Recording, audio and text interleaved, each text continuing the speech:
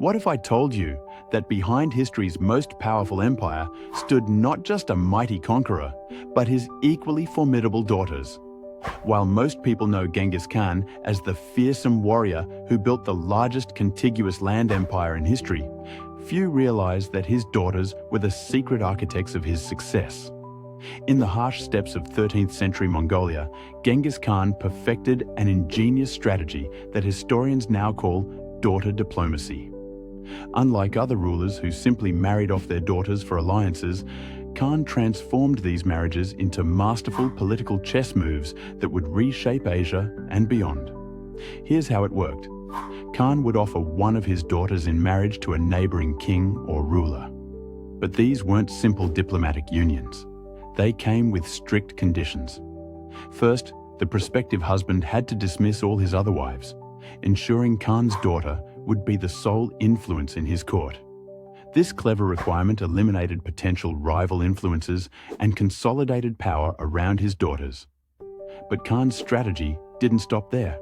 Once the marriage was sealed, he would honor his new sons-in-law with prestigious military positions in the Mongol army.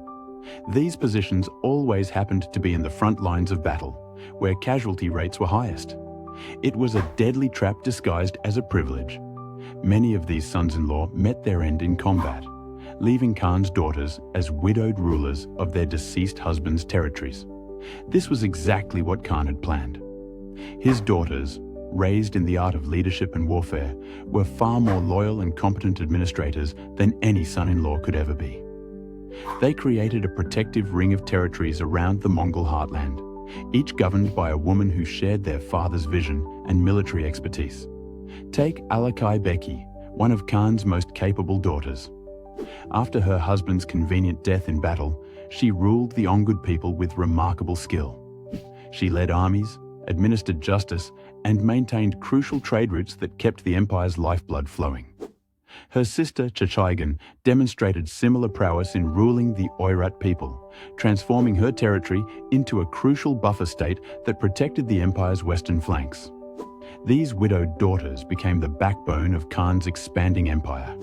While he pushed outward, conquering new territories, they maintained stability in the conquered regions. They collected taxes, managed resources, and crushed any hints of rebellion. Their territories formed an impenetrable shield around Mongolia, allowing their father to focus on expansion without worrying about his home base. The brilliance of this strategy lay in its sustainability. Unlike male relatives who might harbor ambitions of independence, Khan's daughters remained steadfastly loyal. They understood their power came from their father's empire, and their interests aligned perfectly with his. They were educated in Mongol military tactics, administrative systems, and diplomatic protocols from childhood, making them ideal rulers who could seamlessly integrate new territories into the empire.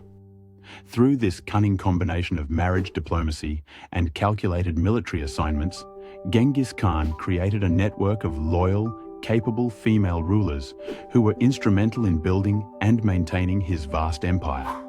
His daughters weren't just passive players in political marriages. They were trained leaders who proved that the pen could be as mighty as the sword in empire building. So while history remembers Genghis Khan for his military conquests, his true genius may have been in recognizing that his daughters could be his most effective weapons. In a world dominated by male rulers, he created a system where his daughters wielded real power, proving that sometimes the greatest strength lies not in the warrior's sword, but in the ruler's wisdom.